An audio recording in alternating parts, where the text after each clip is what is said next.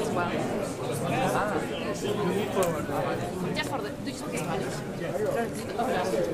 Necesito solo para tomar el sonido para la radio. Entonces tengo que enchufar el cable. 1, 2, 3, 4, 5, 6, 7, 8. Y pregunto dónde... Vale, es que no la veo. No hay sonido, no le llega sonido. 1, 2, 1, 2, 2.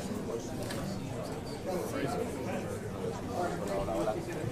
Sí, 1, 2, hola. Sí, 1, 2. Hard. Sí, 1, 2, 1, 2. Probando. 1, 2, hola, sí. Ok. Tengo otro que puedo... Pero si no le importa... Ya viene.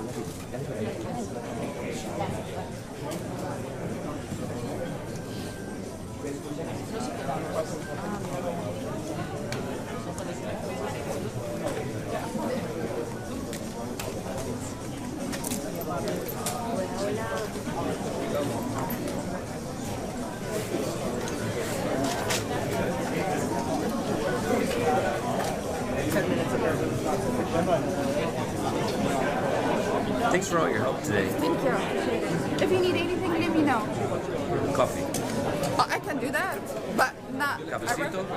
11:05 de la mañana está a punto de comenzar. En cualquier momento María Corina Machado aparecerá en este estrado de la Heritage Convention, el auditorio lleno de periodistas a esta hora, esperando para preguntar a la líder democrática de Venezuela por su visita a Washington y por esta segunda jornada. La rueda de prensa comenzará, como digo, de forma inminente, y lo que todo el mundo quiere saber es, pues por ejemplo, qué le trasladó el presidente Trump a ella y sobre qué versó esa conversación. Es cierto que María Corina Machado ya avanzaba ayer que fue muy positiva, y el principio con el que habló NTN24 hacen una lectura realmente buena del encuentro con Donald Trump y posteriormente con senadores también en el Capitolio de Estados Unidos. Pero es la voz quien se dirigirá de un momento a otro a la prensa para hacer para dibujar cuáles serán los próximos pasos, porque sabemos que va a permanecer en Washington al menos en el día de mañana, donde van a cabo un encuentro con la gobernante venezolana que se encuentra en la capital de Estados Unidos. Y hoy el gran acto es una rueda de prensa que comenzará en minutos. Pero antes, una pausa, ya regresamos.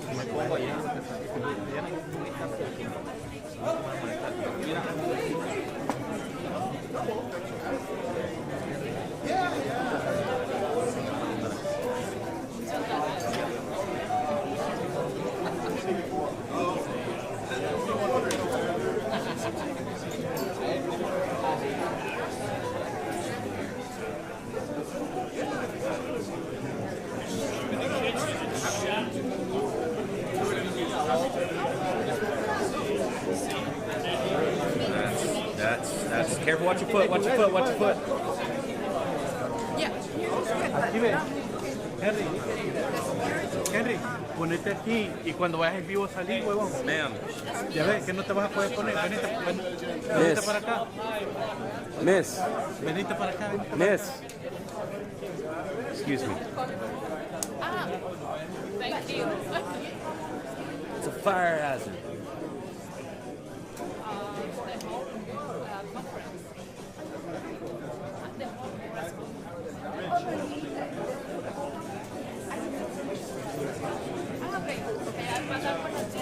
Te dije que le iban a votar.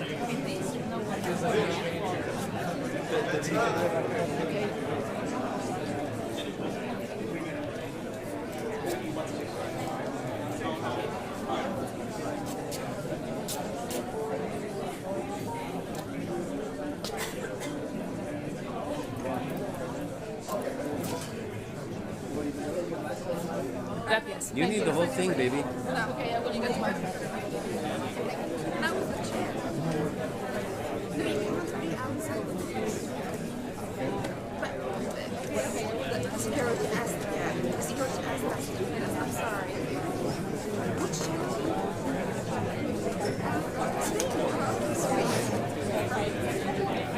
I'm sorry about that.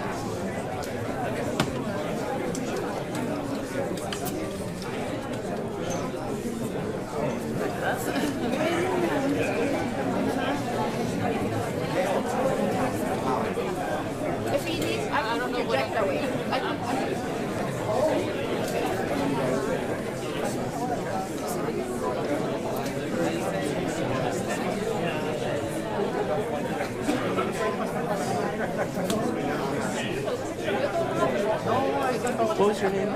Mira. John. Nice to meet you.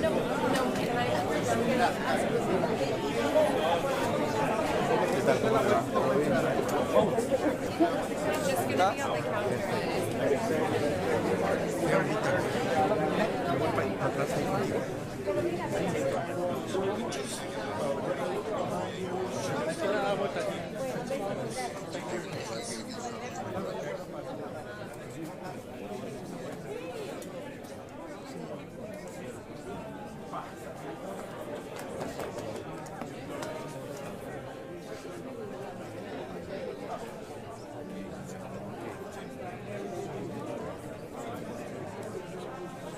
Hey Christian, it's Josh.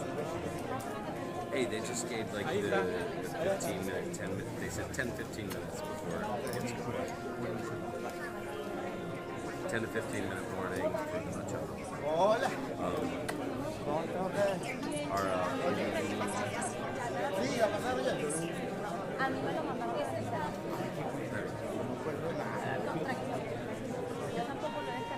Yep, all right, thanks. And I'm going out on the right? Perfecto. Beautiful, thanks, Chris. Bye.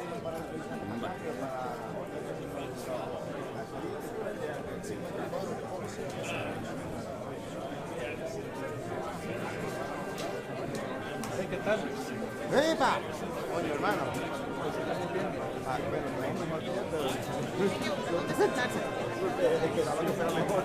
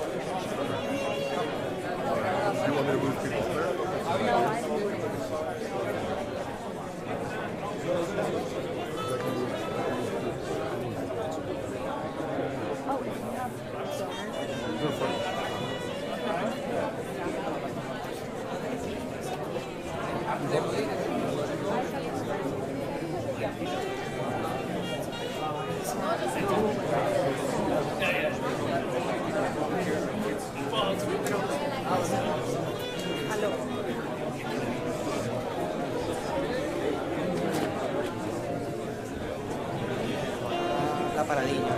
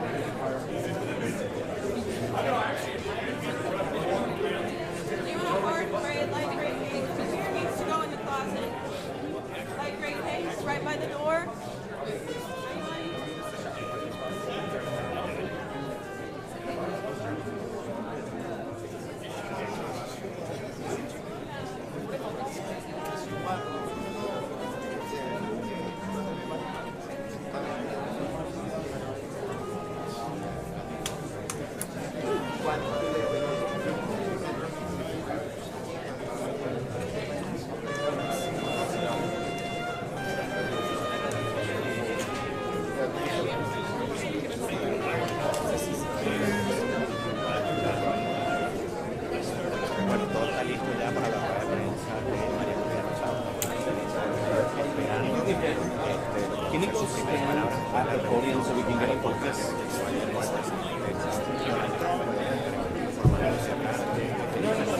And then pretend you're his colleague. Thank you.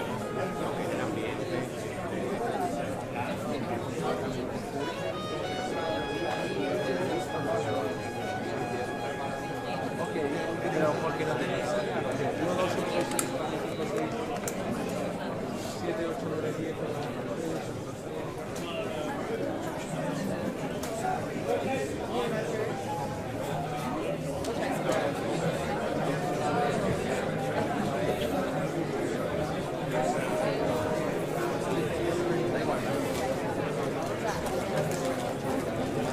Appreciate you. Thank you very much.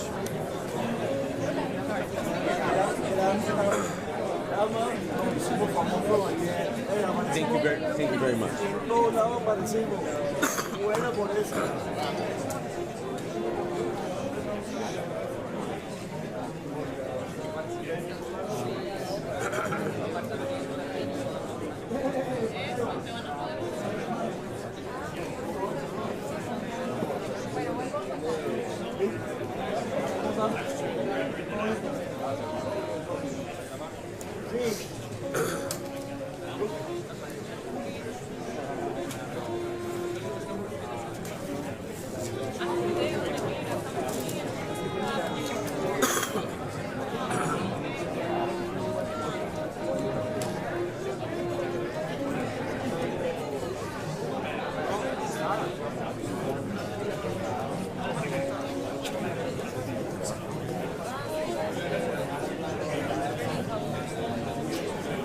Cada vez llegan más periodistas y también otras autoridades y dirigentes de Venezuela, también entre los que de esta rueda de prensa para escuchar, por ejemplo, todo lo que vaya a decir María Corina Machado. ¿Tiene garantía de que no se va? ¿Tiene garantía de que Estados Unidos realmente hará que los jefes actuales del régimen abandonen el poder? ¿Va a haber un cambio de régimen? Son algunas de las preguntas que NTN24 trasladará a la líder democrática de Venezuela. NTN24 sobre el éxito Después de reunirse con Estados Unidos, ¿qué le dijo el presidente con paciencia de las preguntas que la formularemos en minutos cuando ella está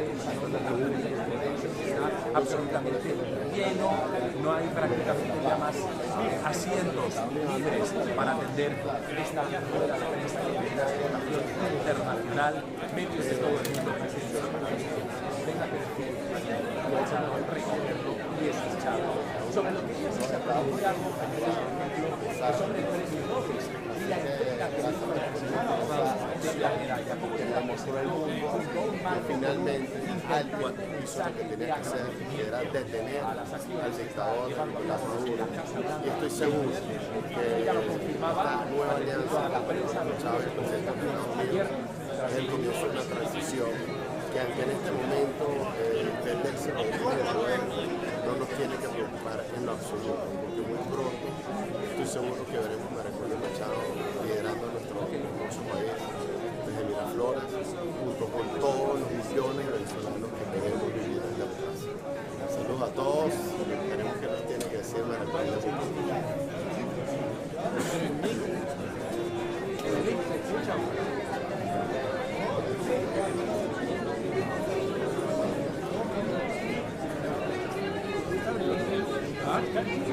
Pero o sea, se escucha, pero ya no se escucha como se escuchaba. 11 y 15 minutos a punto de comenzar, como decimos, esta rueda de prensa de María Corina Machado. Final mic check if we need to.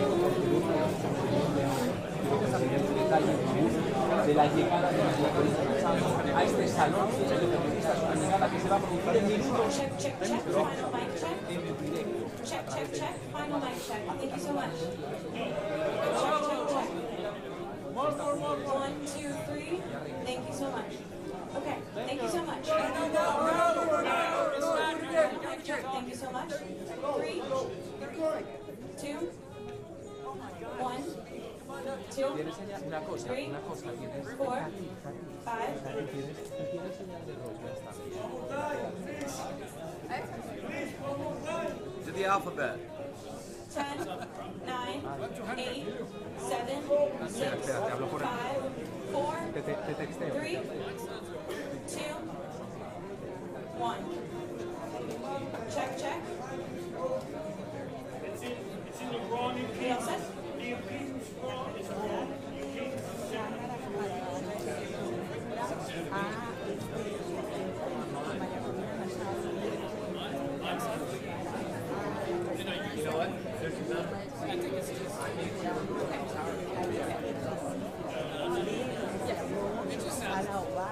The music will go off.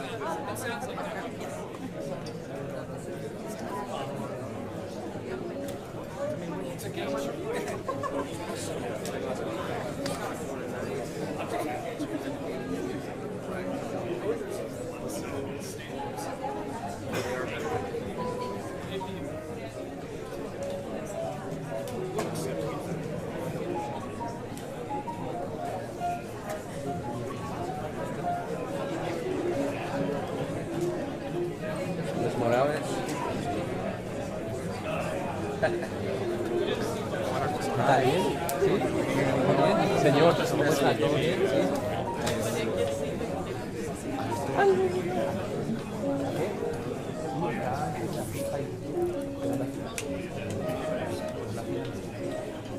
You're not going to be going live in the middle of this thing right now.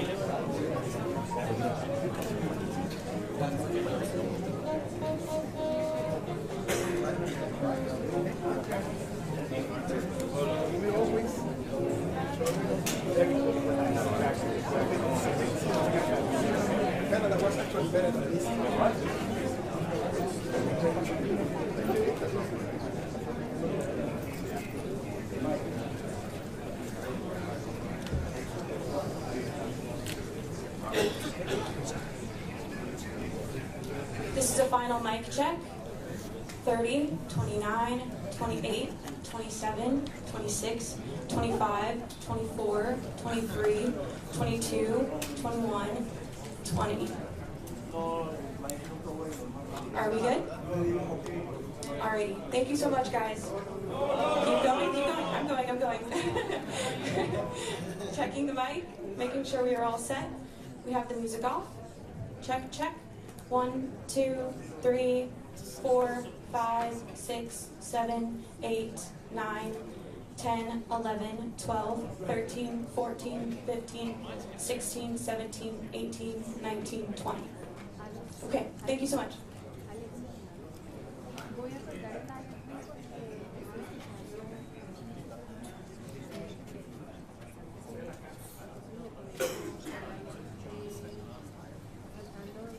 Which side do you think you should go? Right or left?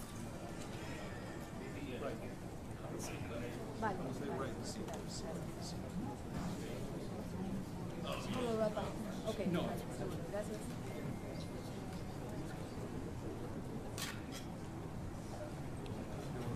Uy, no. From over there. No, y no solo eso. Y no solo Is eso. there a staffer? Gracias. Vale, vale.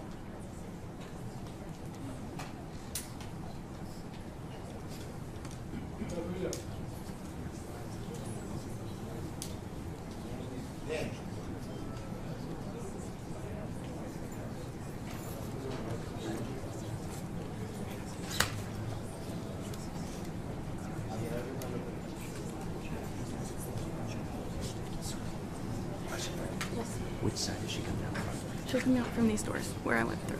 Right where the blonde lady is? Right Or past that. By the blue curtain. Yes. Thank It's like you. right next In the there. red shirt. Yeah. Thank Yeah. you so much. Kind of where I went through to leave the stage. Right there. Thank you.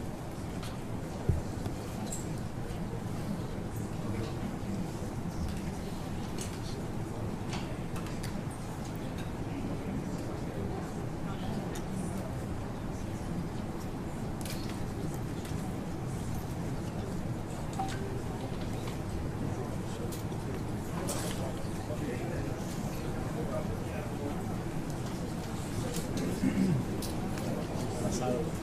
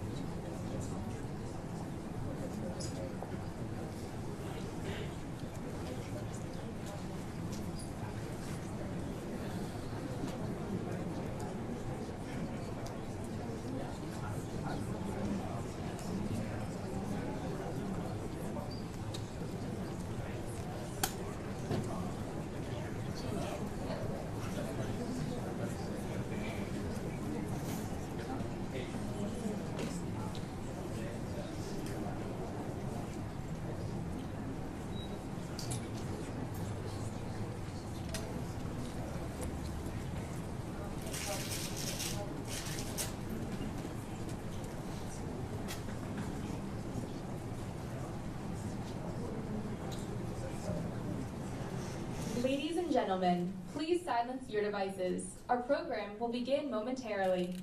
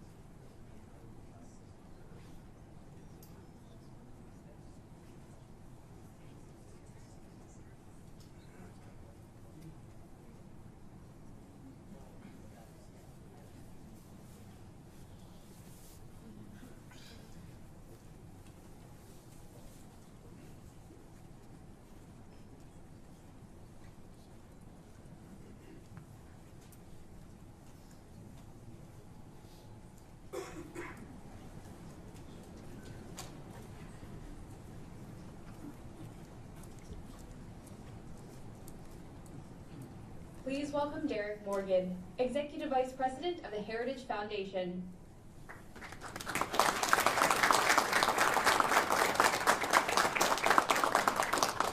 Thank you very much, and welcome everyone to the Heritage Foundation. We're delighted that you joined us today, and thank you for your patience as well as we undergo a historic event here. I have a few very brief words, and then I have the privilege of welcoming our distinguished guest, who will give remarks and then answer questions from the media. U.S. foreign policy should be driven by the pursuit of a strong, safer, and more prosperous America. As President Trump rightly recognizes, that means paying special attention to our hemisphere. We are blessed by so many of our neighbors who want to live in peace and respect their people. Because of our geographic, economic, and societal ties, malign developments in the Americas make the United States disproportionately vulnerable. If you don't believe that, then just ask some of the hundreds of thousands of American families who have lost loved ones to deadly drugs in recent years. Or notice how China, Russia, and Iran have all invested heavily in establishing a strategic foothold in our hemisphere. Nicolas Maduro led an anti-American socialist regime that weaponized deadly drugs, mass migration, and tren de agua against our towns and our cities. Meanwhile, he offered American adversaries an operating base. The American people, the Venezuelan people, and our entire hemisphere are far safer today because President Trump boldly sent U.S. Special Forces and the Department of Justice to capture Maduro and to bring him to justice. Securing our hemisphere also means working with our friends, our partners, and our allies. And the United States has many. We are honored to have one of those friends with us here today. María Corina Machado has been a brave fighter against Nicolas Maduro and the regime since it began to take form. Unlike many others in Venezuela and Washington, she recognized the danger from the very beginning. The Venezuelan people rewarded her principled opposition by casting their ballots amidst harsh repression from the regime. Her efforts, along with those of President Trump, have brought Venezuela closer to the restoration of freedom, stability, and security. And we all hope to see the return of legitimate elections in Venezuela in the near future. We are honored to host history here at the Heritage Foundation and important conversations like the one you are going to participate in today. Here, we work to build an America where freedom, opportunity, prosperity, and civil society flourish. I'm delighted to welcome to the stage María Corina Machado.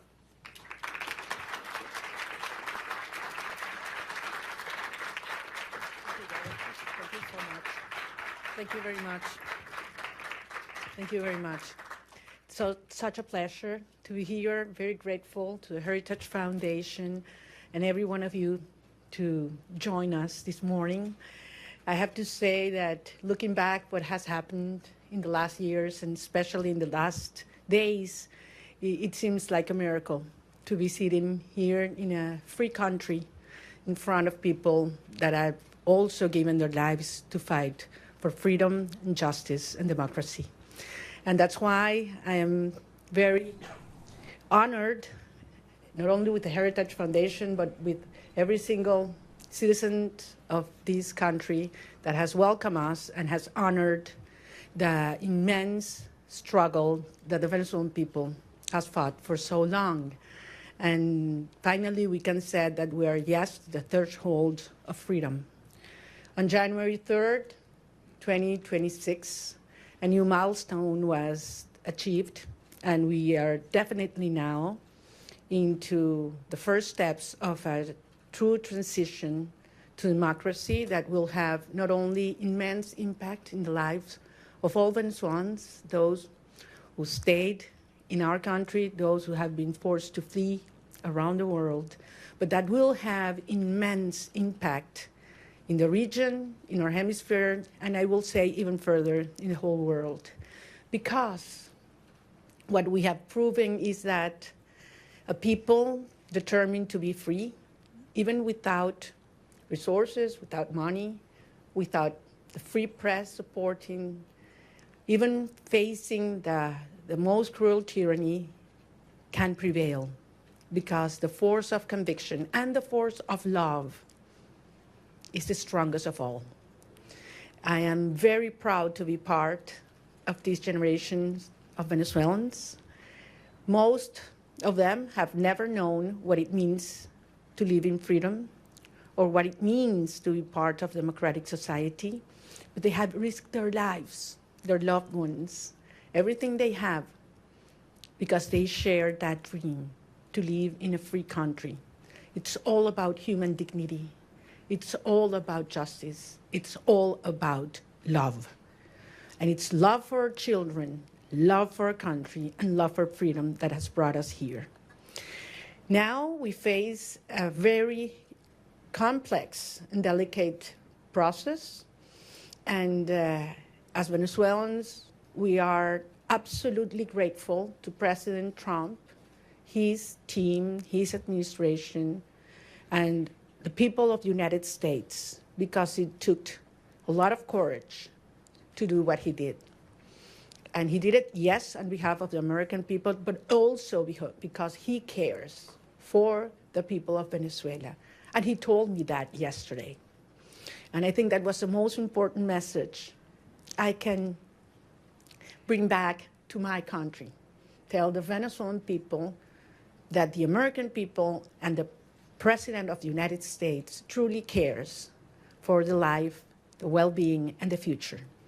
I'm certainly talking about our political prisoners and all those who have been persecuted, those who are all today in exile. But I'm also talking about those children that are growing without their mothers because they had to flee to send food back, that are growing without education because public schooling in Venezuela works 2 days a week because teachers earn $1 a day and they need to get other jobs in order to eat, that are growing without health and food. And we have the generation that is suffering the highest levels of malnutrition in a century. That's our children right now. And it is because of them. It's because of saving lives that we're doing what we're doing right now. And that's why we're going to win. And the only thing I want to assure the Venezuelan people is that Venezuela is going to be free, and that's going to be achieved with the support of the people of the United States and the President, Donald Trump of the United States. So I'm very grateful to be here. We're facing challenging times ahead. We are prepared to do what it takes as a legitimate government.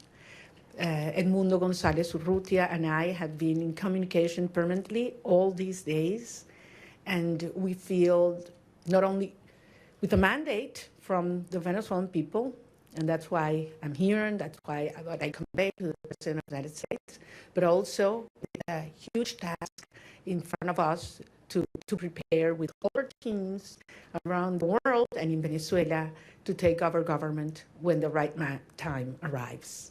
So thank you very much, and I'm more than willing to hear your questions now.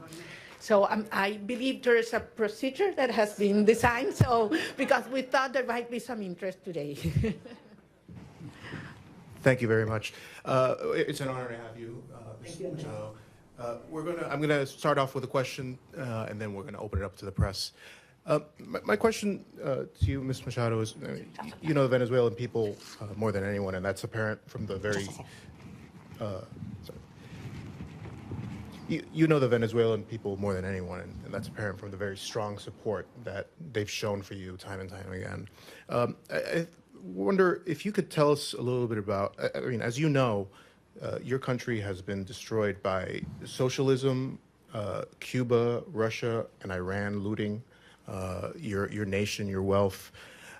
Do you see, and the primary victim of this has been the Venezuelan people, do you see a future in which, that at all possible, where a free and fair election and return to democracy in Venezuela restores anything but a strong, staunch U.S. ally and a country that leaves behind the shackles of socialism? Well, thank you very much. Can you hear me? I'm like hearing like an echo here. Yeah. We hear you. It's fine? Okay. Well, I'm very glad. No, there's a problem with an echo, right? No, please. So comfortable sitting down.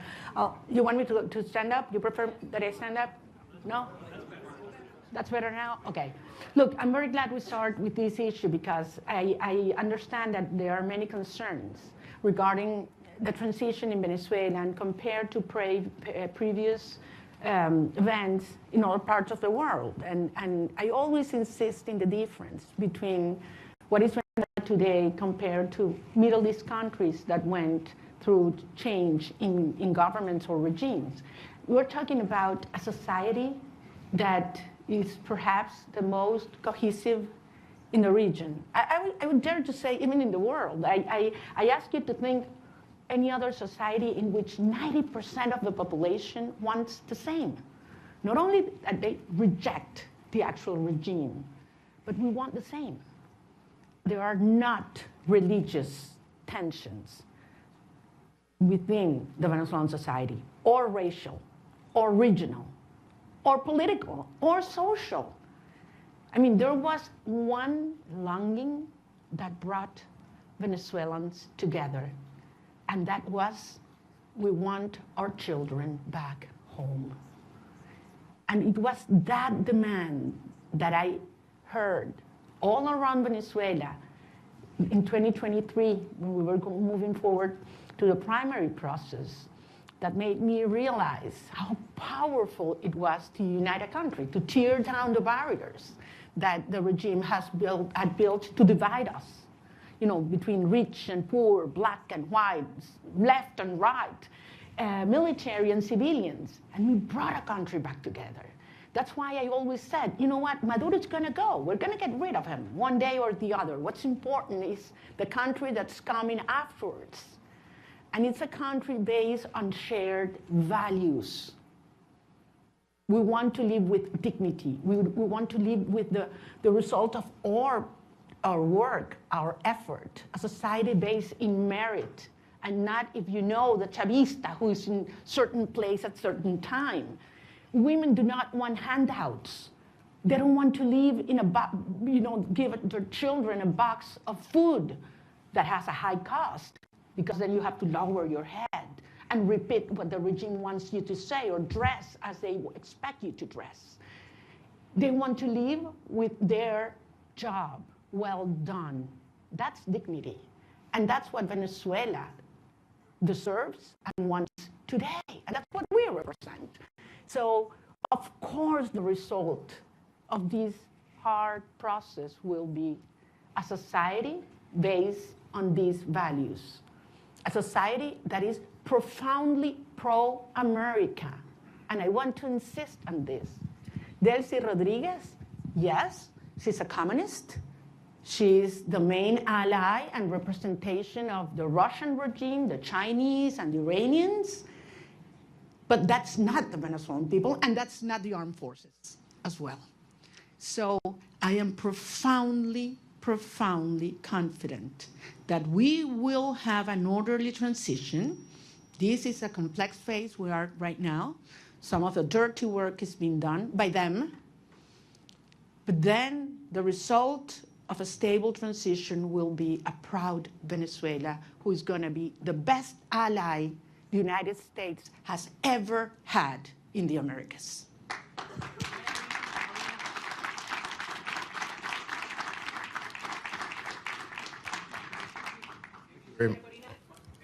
We're going to have a person come up and...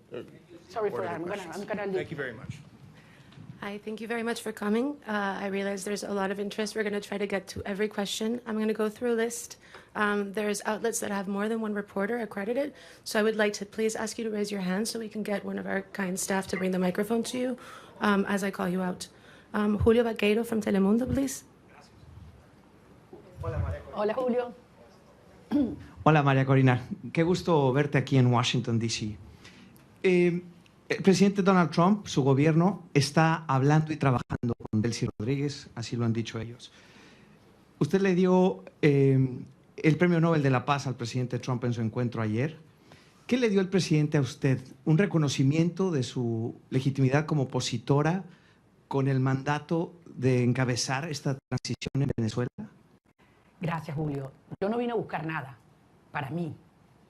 Vengo aquí en representación del pueblo de Venezuela que eligió a Edmundo González Urrutia como presidente electo. ¿Perdón? ¿A que lo baje? No, los teléfonos. Ah, los teléfonos, ok. Entonces, repito, yo vine en representación del pueblo de Venezuela, que nos dio un mandato.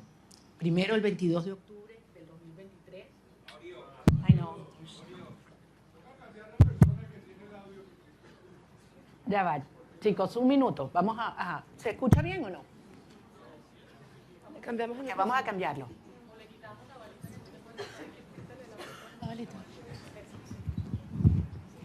Ok, ahora está mejor. ¿Ahora sí? Ok, voy a repetir la pregunta la respuesta a la pregunta de Julio. Les decía, yo vine a reunirme con el presidente de los Estados Unidos en representación del pueblo de Venezuela, que nos dio un mandato. El 22 de octubre del 2023, cuando yo recibí más del 92% de los votos en las primarias, y el 28 de julio de 2024, cuando Edmundo González Urrutia, en las condiciones más extremas y fraudulentas, recibió el 67% de los votos de los venezolanos, y lo probamos, Vine a recibir de parte de él un mensaje para los venezolanos, y es la seguridad de que contamos con los Estados Unidos para avanzar en una ruta donde se haga respetar la soberanía nacional, la libertad, la democracia y la justicia. Hay un proceso muy complejo en marcha, lo sabemos, pero se están dando pasos. Evidentemente, para los venezolanos es una situación cada día, para muchos venezolanos de vida o muerte, y ahí hay una enorme urgencia ética. Pero entendemos que este es un proceso complejo al cual nosotros somos parte y queremos y estamos contribuyendo. Gracias. Nick Schifrin from PBS, please. Hola, María Corina. Thank you so much. It's great to see you in person after seeing you virtually for the last few years. Two questions, if I could, similar to what you just answered, but in English. You had a very good meeting with the president yesterday, but he still maintains a positive relationship and positive language about Delcy Rodriguez. The CIA director was just there. So what's your message to the president and to the United States when U.S. policy is still to support the Chavismo government that still exists in Caracas?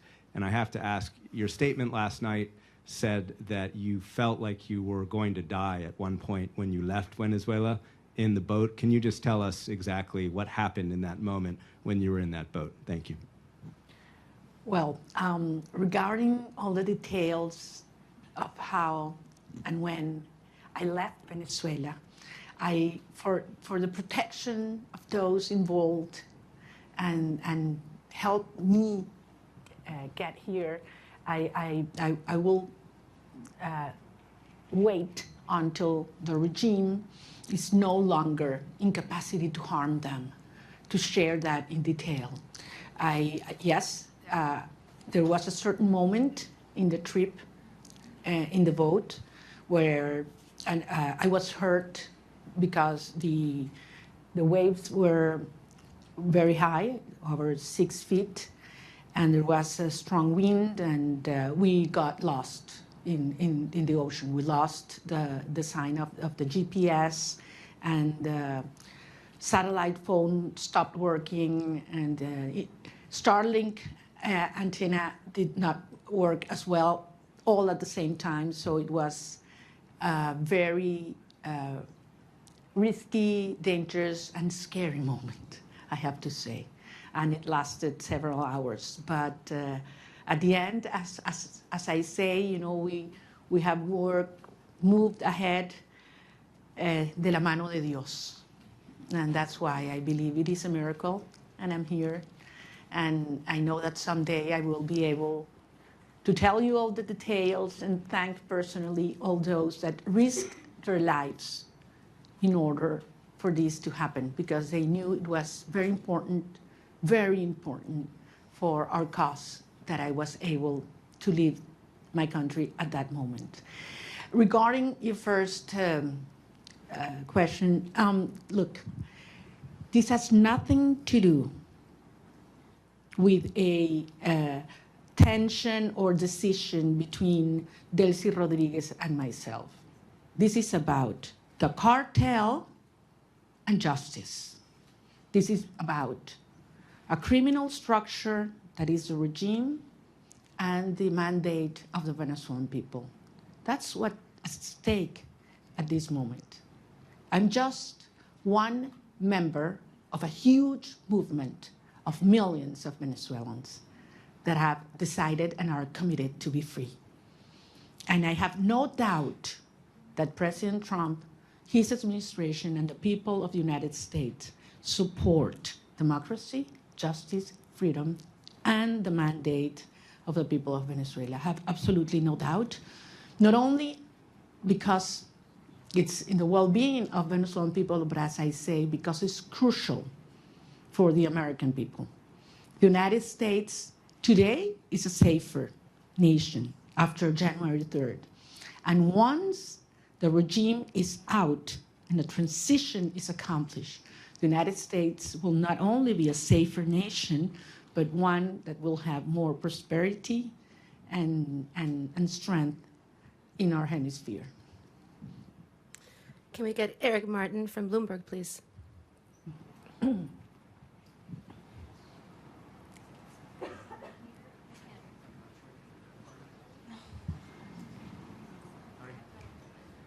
Oh, I see.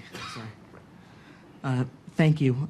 Maria Corina, would like to ask you about the timeline for democratic transition within Venezuela, because obviously the Constitution calls for within 30 days a new election.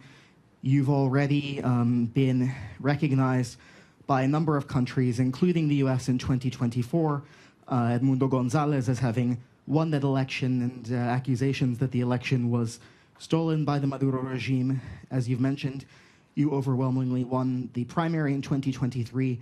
Do you have an expectation, is your expectation that the next step in this process would be a new election in Venezuela? Do you expect that to happen in 2026? Or what does the roadmap look like from getting from today's government by Delcy Rodriguez, the government de facto that is in control, to a democratically elected government? Thank you.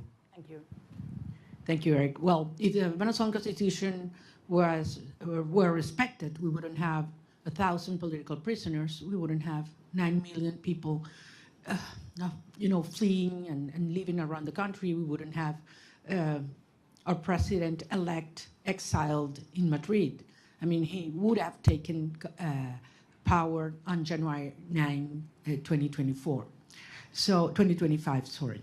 So we realize that there's no rule of law in Venezuela. I don't know actually if you're aware, Venezuela is currently in the last place globally in terms of rule of law.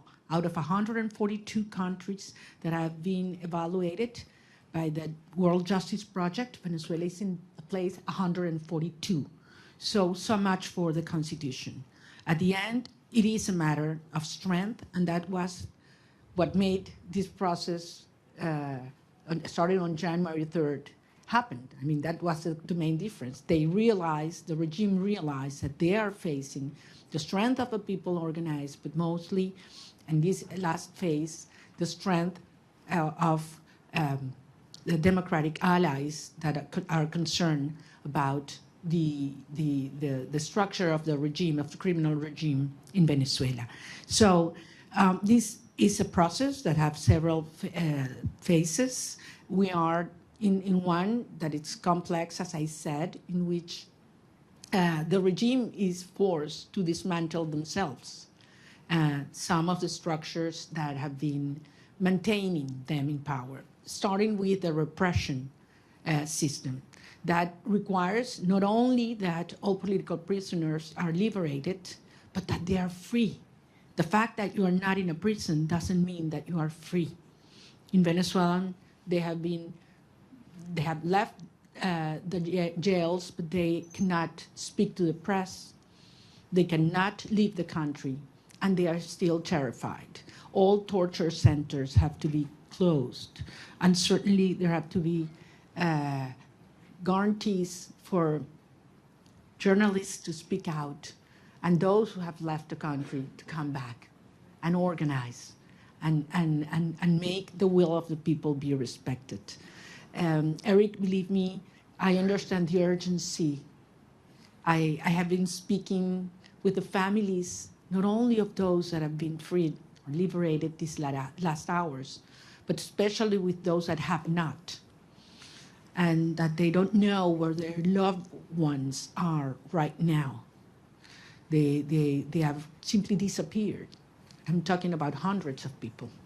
Actually, we found out in these last hours that there were more political prisoners than we thought, because many families had been scared just even to denounce that their loved ones had been in prison or disappeared by the regime. So some of those that have been liberated were not even registered by us. So, and this is still in place. I mean, there is a criminal structure of terror, not only on the civilian population, but also in the military. So that one of the main urgencies and priorities that have to take place in the days to come is we need to dismantle that terror structure by the DGCIM or La Casa Militar, which are those that have committed crimes against humanity, and that are those that have not only the civilian but the military under terror and neutralized. Once these steps are taken, then we can move forward in the reinstitutionalization of our government, and eventually we will have free and fair elections. And I'm talking about governors, mayors, National Assembly. We need to have, the will of the people be expressed freely. I have to remember that in the last election, presidential election, where our president-elect Edmundo González won, nearly 40% of Venezuelans that have a right to vote couldn't do it because the regime wouldn't allow them. That's one of the main things we need to correct. Every single Venezuelan living in Venezuela or abroad should have the right to vote as soon as possible. Thank you. Gaby Peroso from BPI, please. Hola, Gladys. I'm sorry. Gracias. Quería que nos dijeras lo que se pueda revelar de la reunión con el presidente Donald Trump, por ejemplo, la importancia del reconocimiento al presidente electo Edmundo González, un cronograma electoral, eso se habló, hay posibilidades ciertas de esas dos cosas. Y en segundo lugar, una pregunta que se hacen los venezolanos, tu retorno a Venezuela, saliste con condiciones distintas, ahora Estados Unidos también está involucrado en eso. También se habló de eso con el presidente Donald Trump, la conveniencia que vuelvas o no, y para poner lapsos a Carnaval, Semana Santa, ¿cómo lo podemos medir? Porque los venezolanos se lo preguntan. Gracias. Gracias, Gladys, te entiendo, porque como lo dije antes en inglés, para nosotros es un tema de vida o muerte. Miles de venezolanos cada día que pasa.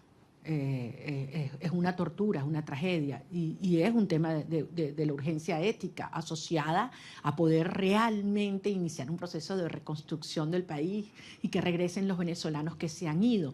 Como ustedes comprenderán, los detalles de la conversación con el presidente no lo voy a hacer público, es parte, por eso fue una conversación privada y yo soy rigurosamente respetuosa de los términos de cada conversación. Sí, porque esto depende de lo que yo dije y que además lo he dicho públicamente, voy a decirles que por supuesto que insistí en mi deseo de regresar a Venezuela lo antes posible. Y lo voy a hacer. Voy a regresar a Venezuela lo antes posible. Y evidentemente fue un tema que discutimos y todo lo que ello implica. Pero no soy solo yo. Son millones de venezolanos, otros compañeros, líderes políticos de otros partidos que también quieren hacerlo. Incluso ayer algunos senadores hablaban de ir a Venezuela, lo dijeron públicamente, lo declararon. Y les bueno, quizás hasta podemos ir juntos. Es decir, yo creo que hay mucha gente en el mundo preparándose para ir a Venezuela porque sabemos que este es un proceso irreversible. Puede tomar un día más, puede tomar un día menos. Puede haber alguna fase que no nos la habíamos previsto o que no nos gusta. Eso es verdad. Es un proceso tremendamente complejo, desmontando una estructura que tiene 27 años en el poder, destruyendo todo, aliados con los rusos, con el régimen iraní, entregando nuestras riquezas a China, ofreciendo el territorio venezolano para que opere Hezbollah, Hamas, los carteles de la droga, la guerrilla colombiana. Todo ha entrado, persiguiendo a la sociedad, acabando con nuestras instituciones. Y no pudieron. Tenido toda la plata del mundo. Por aquí tenía yo la cifra de lo que fue, lo que le ha entregado el régimen chavista desde el 99 hasta este año en petróleo venezolano regalado a Cuba.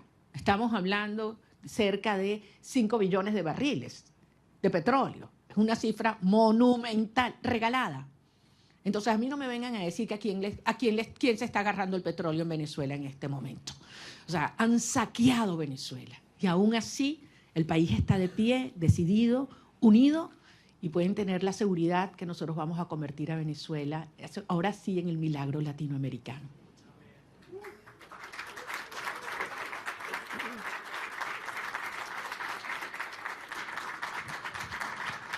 So this was supposed to last until noon. It is now noon, but if everyone's game to stay, we stay. Paolo Mastrolli from La Repubblica, please.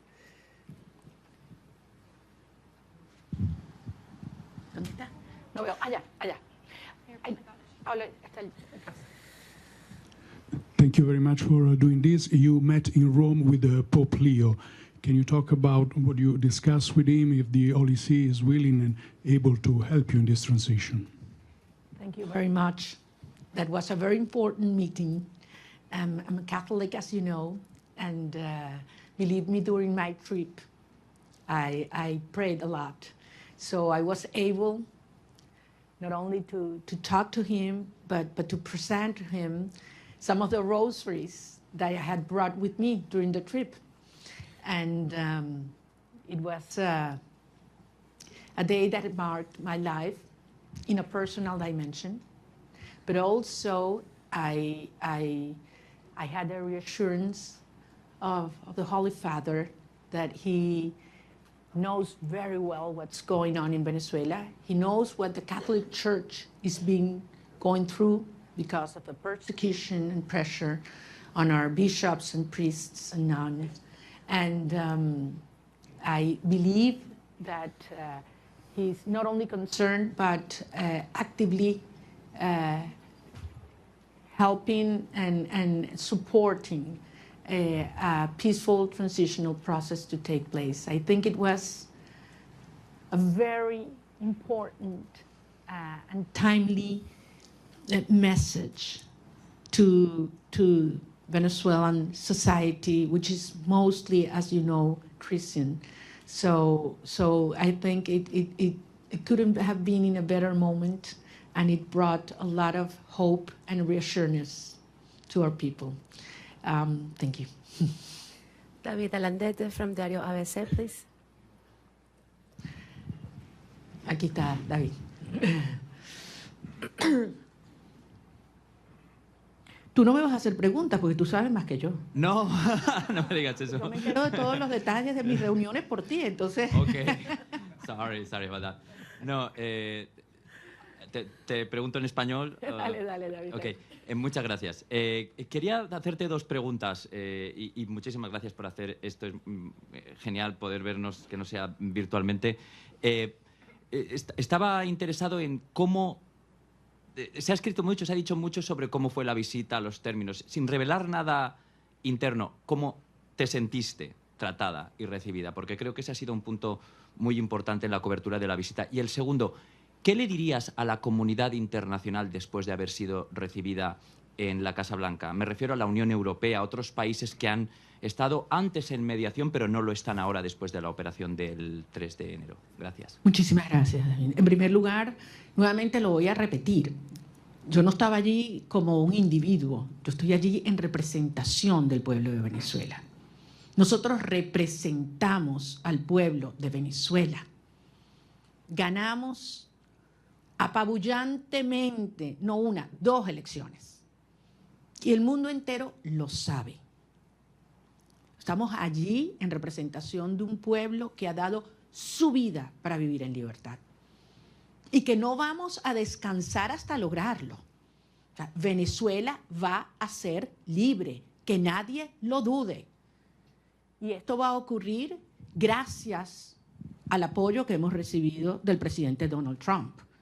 Y así lo digo con todas sus letras, y así lo dije ayer en el Senado, en frente de senadores de ambos partidos a quienes les agradezco profundamente su presencia, porque si hay algo que ha unido al pueblo de los Estados Unidos es la causa por la libertad de Venezuela.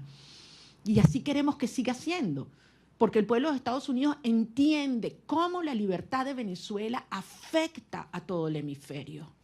Indiscutiblemente para los venezolanos es un tema existencial, pero es un tema prioritario. Yo sentí un enorme respeto hacia el pueblo de Venezuela ayer, cuando entramos a la oficina oval. Y no sé cuánto iba a durar la reunión, pero la verdad es que sentí que pasaba el tiempo, podíamos conversar de todos los temas con absoluta honestidad, crudeza. Bueno, ustedes me conocen como yo soy, yo digo lo que siento, lo que pienso y con mucho respeto, sin lugar a dudas. Estoy nada más y nada menos que en la oficina del presidente de los Estados Unidos, frente al presidente de los Estados Unidos, pero consciente de la responsabilidad de este momento único. Y salí de allí y se lo decía anoche en una entrevista que grabé con Rachel Campos, le decía, me impactó la preocupación que él me transmitía sobre la situación de los venezolanos hoy.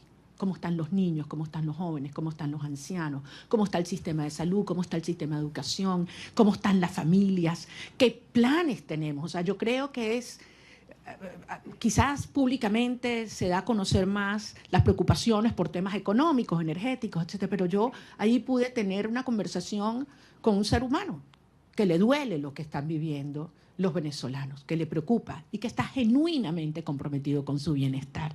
Por eso yo salí realmente convencida de que lo que necesitamos para sumar a toda la fuerza y la organización adentro en un genuino liderazgo global está en la Casa Blanca, y creo que servirá de ejemplo para aquellos líderes globales o mundiales que no han tenido la determinación de llamar las cosas por su nombre, porque todos lo saben. A estas alturas no hay excusas. Están los informes de Naciones Unidas y el Fact-Finding Mission, donde se demuestran los crímenes de lesa humanidad que ha cometido Nicolás Maduro, Delcy Rodríguez, Diosdado Cabello, Vladimir Padrino López. Eso está allí, con nombre y apellido, testimonios desgarradores. Entonces no hay excusa para ignorar el terrorismo de Estado, como ha calificado la Comisión Interamericana de Derechos Humanos. Más allá de todos los crímenes de corrupción, narcotráfico, tráfico de seres humanos, de armas, todo lo que sabemos que sigue ocurriendo en Venezuela. Es que yo salí emocionada y con una gran responsabilidad, desde luego, para los tiempos por venir. Maxine Wallace, Washington Post, please.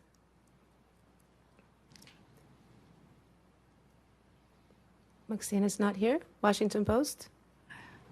Washington Post, here.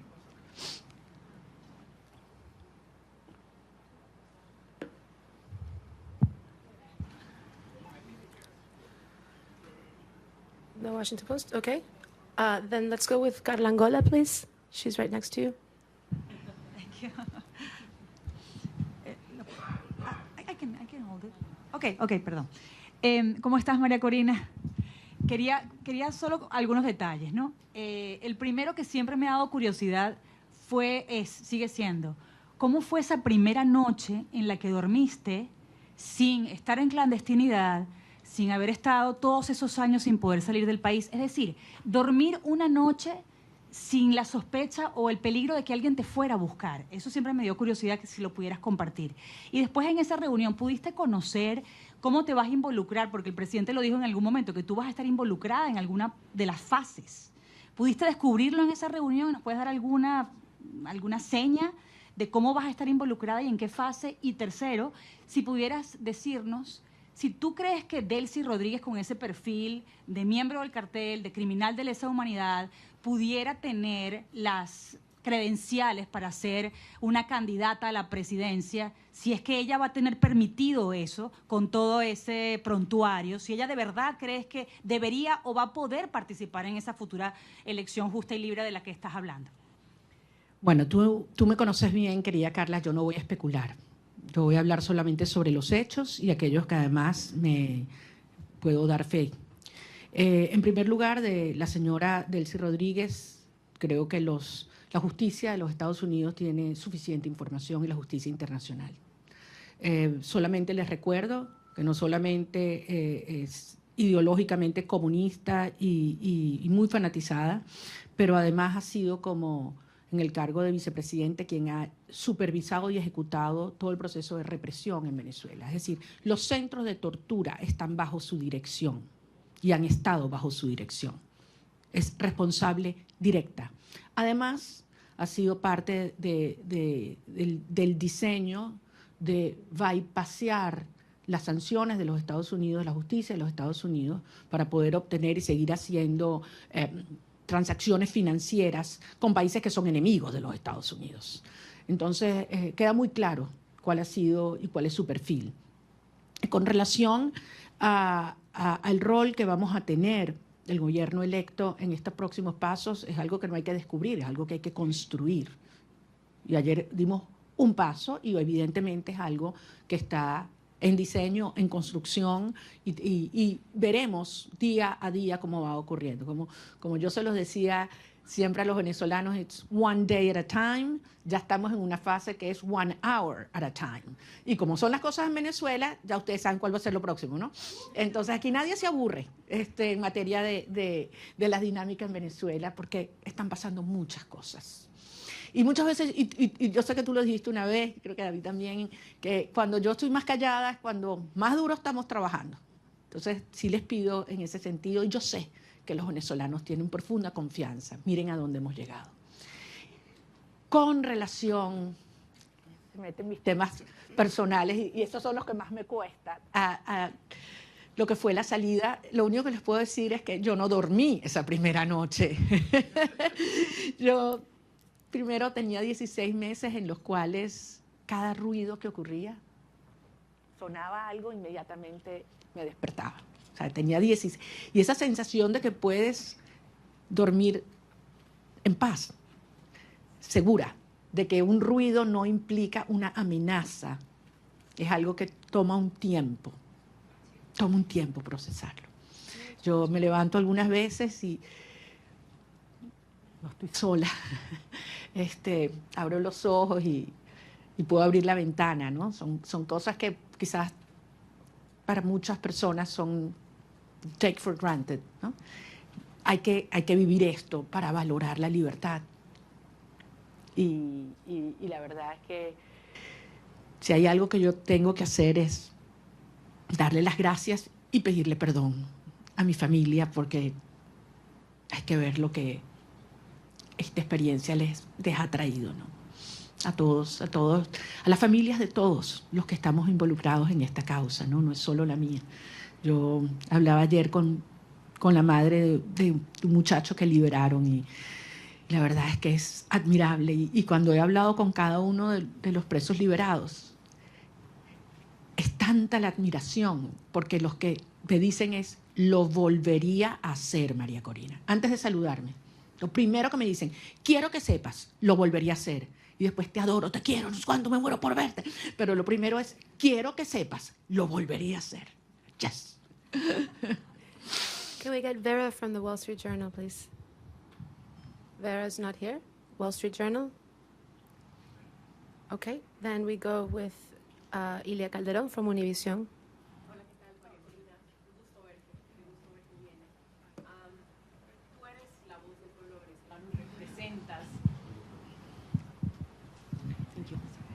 Tú eres la voz del pueblo venezolano y representas al pueblo venezolano. Delcy Rodríguez está en este momento al frente del gobierno de Venezuela.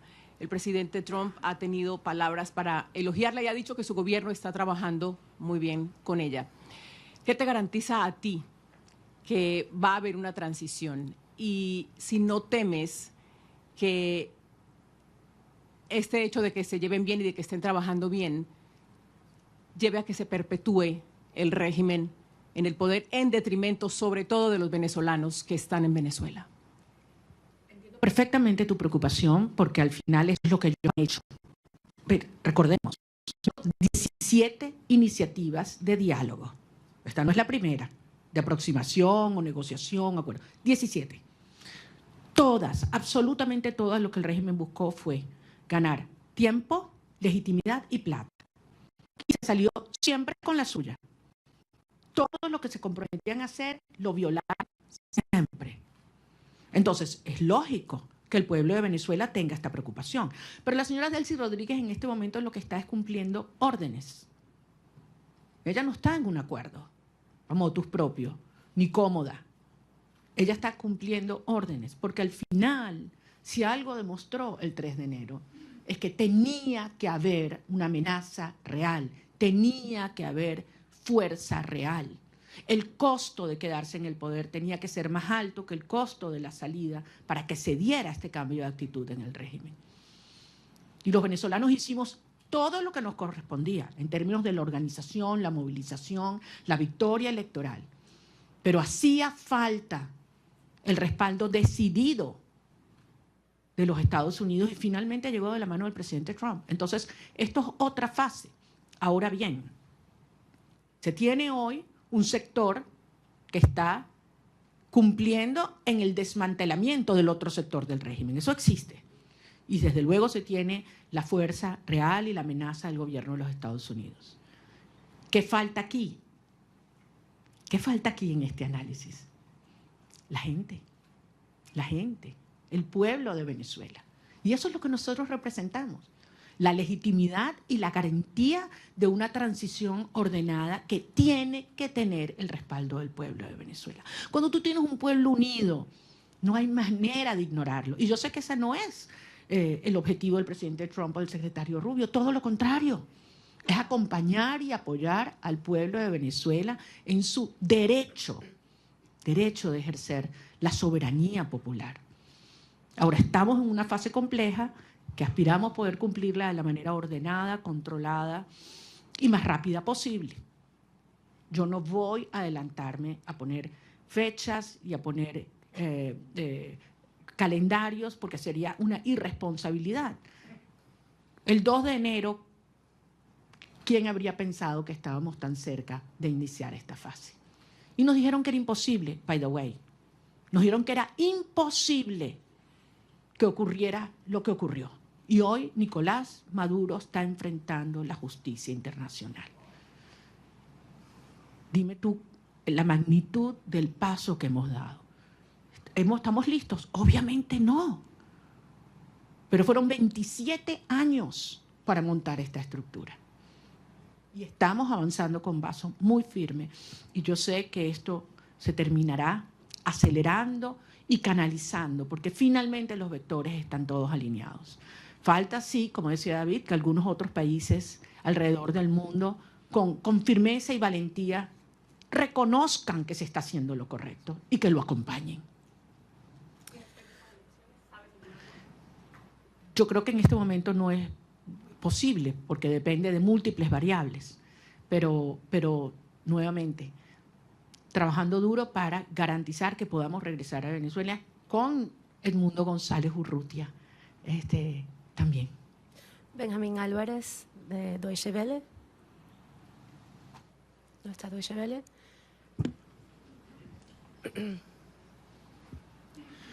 Muchas gracias. Una pregunta refiriéndome a lo que acaba de mencionar de que Delcy Rodríguez está recibiendo órdenes y no está cooperando con la administración Trump. ¿Cómo ve esta reunión de 2 horas que sostuvo Delcy Rodríguez con el presidente de la CIA el día de ayer? ¿Y no le preocupa esta cooperación tan cercana que está buscando la administración de Trump con ella y con la gente cercana al régimen? Yo no quiero especular, no conozco los detalles. Ahora, si los Estados Unidos obtienen la información que necesita por parte de esta señora, yo creo que ese es el tipo de cooperación que nosotros esperamos, sin duda, y nos conviene, sin duda. Yo entiendo que para muchas personas esta es una situación difícil de entender. Para muchos venezolanos quisiéramos que esto evolucionara probablemente de una manera más rápida y trabajaremos para que así sea. Pero desde luego, pocas personas tienen tanta información sobre la estructura criminal de la tiranía como quien fue parte de su diseño. Así que sin duda tiene información que le debe ser de altísimo valor al director de la CIA. We're going to take a couple of questions in English. Eric from Politico, are you here? Please.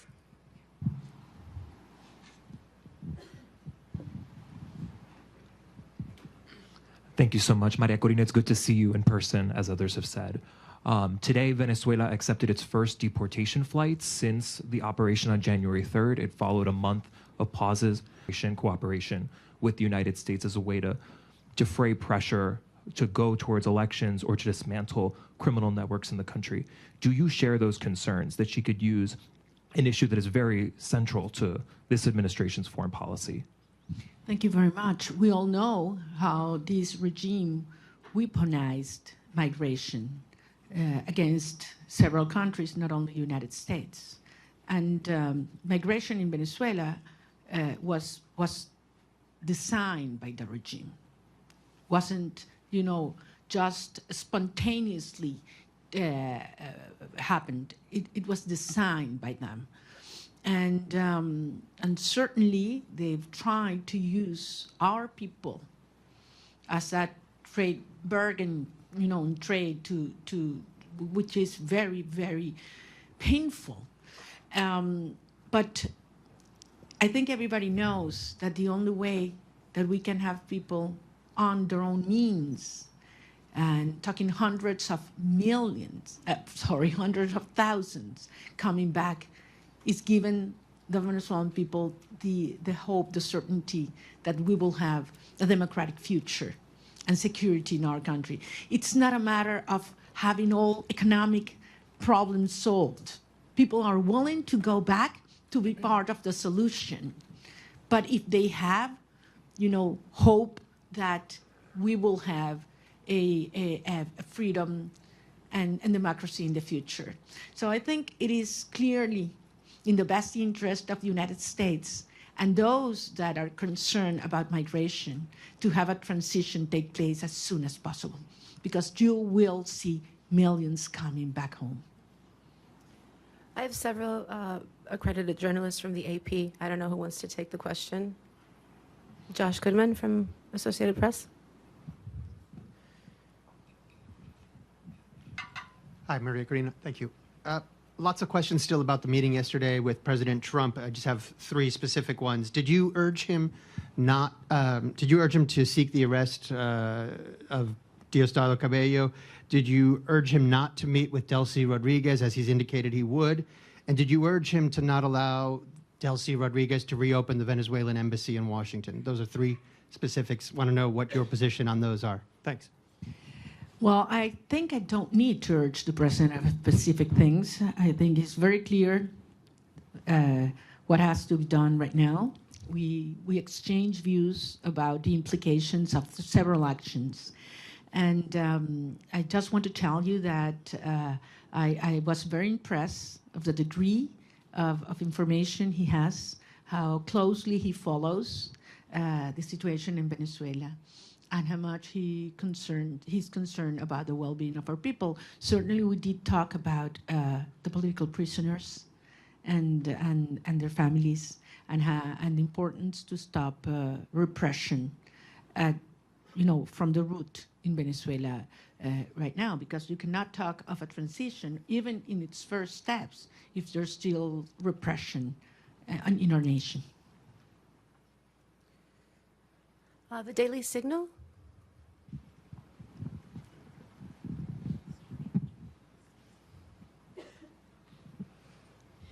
Thank you so much. Wondering regarding your meeting with President Trump yesterday, do you believe that you earned the trust of the president?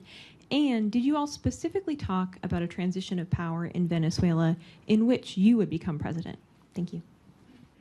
Point again, this is not about me. It is about the will of the people. And we certainly talk about how popular sovereignty has been expressed in Venezuela, and absolutely terrible conditions in which we did, and how the regime stole that result. And I think he can certainly relate to that.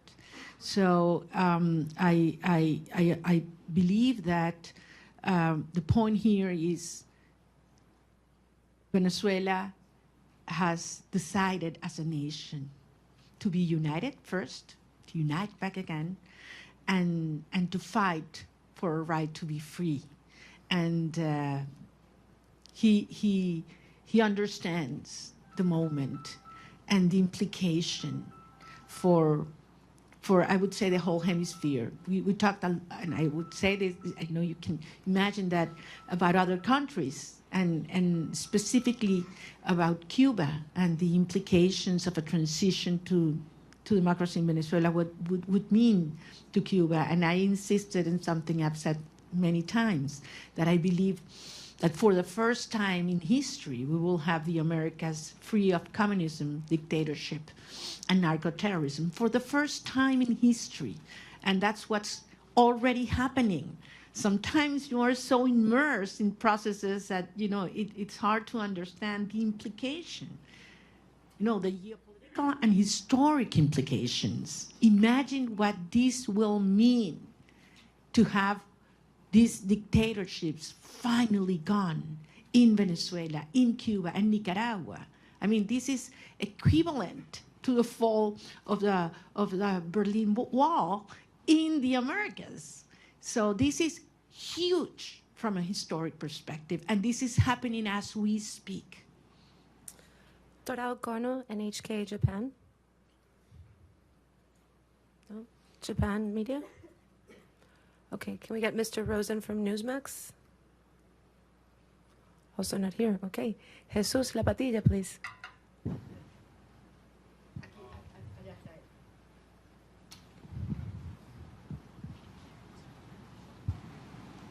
Pardon me? Okay. I was wondering if President Trump he's aware of how many political prisoners have been released so far. I mean, it's less than 10%. And I was wondering if he's aware of that, and if he's told you some strategies that he will do to enforce, to make them release in the next months or weeks or something. Certainly aware. President Trump is certainly aware of what's happening with the political prisoners, how they are not being complying as they were expected, and committed to see that happen. I have no doubt. Well, what specifically he plans to do, we didn't get involved into that, but I trust his word that that's something it will take place. And as you know, Jesus, and we've talked about this is one of certainly my top priorities right now, certainly. We do have another media outlet from Japan. If you're in the room, please raise your hand. No? Okay. AFP, Agence France Presse. Over there.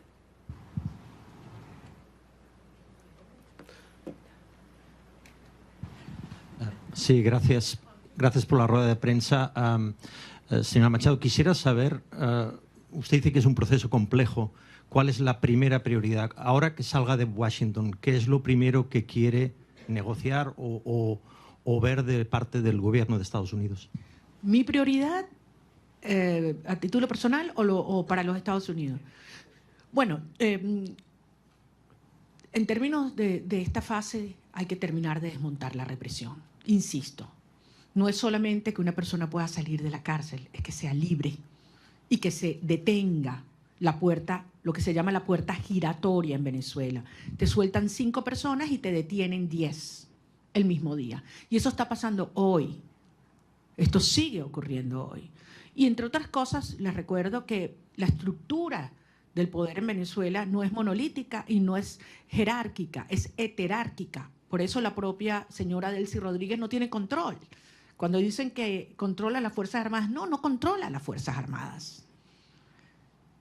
Ella lo que controla es la estructura represiva que tiene anulada las Fuerzas Armadas, que en este momento es el DGCIM y también la Casa Militar, en la cual también tiene gran control Diosdado Cabello, con enormes tensiones en el alto mando militar.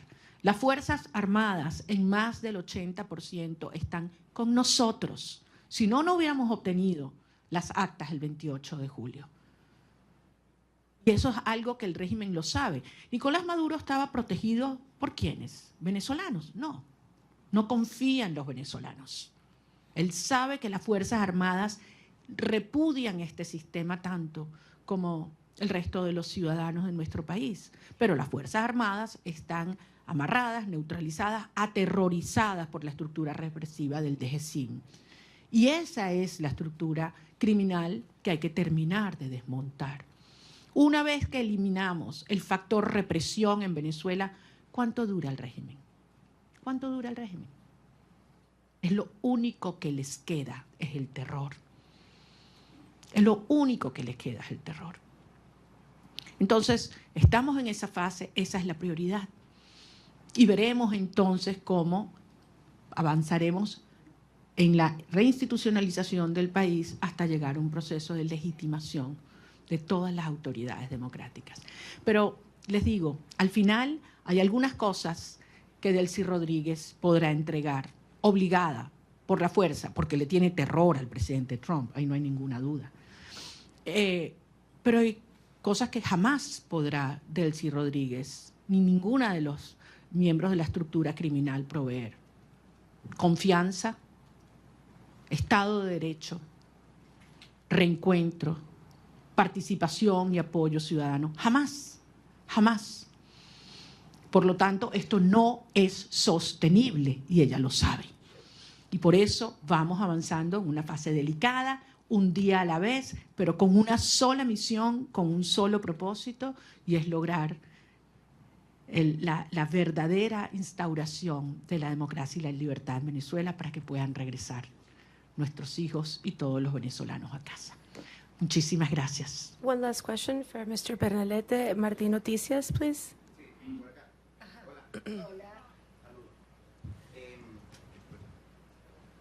María Corina, gracias por la oportunidad, gracias a todo el equipo. Conversación que tenga prevista con el secretario Marco Rubio en virtud de recapitular un poco la orientación diplomática entre Venezuela y el gobierno de Estados Unidos, y hay alguna aclaratoria con los términos de cooperación energética entre Estados Unidos, dado que el secretario del Departamento de Energía dijo que hasta 2 años podría ser el control del petróleo en Venezuela. Bueno, nuevamente, las cosas en Venezuela se están moviendo rápidamente. Es evidente que mientras esté el régimen en el poder, no hay confianza para ninguna persona, para ninguna institución, para ninguna empresa, y por lo tanto existe este nivel de supervisión sobre los ingresos petroleros. Pero la transición en Venezuela, y como mismo dijo el secretario de Estado, las fases se solapan y esto puede acelerarse enormemente. Yo voy a tener varias reuniones en Washington y en otras ciudades sobre las cuales en su momento informaré, prefiero no hacerlo desde ahora. Yo sé que ustedes entienden, por respeto a las agendas y a los acuerdos con mis interlocutores. Pero en todo caso, quiero darles las gracias. Créanme que es toda una experiencia interactuar con periodistas que pueden libremente decir lo que piensan, hacer las preguntas que les salen del alma y no las que les imponen, y poderlos ver a la cara con un backing que no sea blanco. Y con el orgullo de decirles que lo que viene enorme. Y que así como Venezuela hace 200 años fue el foco de la lucha por la libertad y la liberación de nuestra región, una vez más el futuro de la región de América Latina se está luchando en el suelo venezolano. Y yo voy a regresar lo antes posible. Espero que muchos de ustedes puedan hacerlo conmigo también. Muchas gracias. Gracias.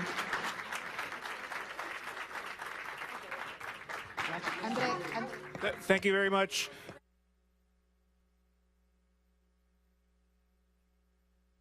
To file out, and then we'll all orderly come out the back. But thank you very much. Let's welcome or thank Ms. Machado for her time.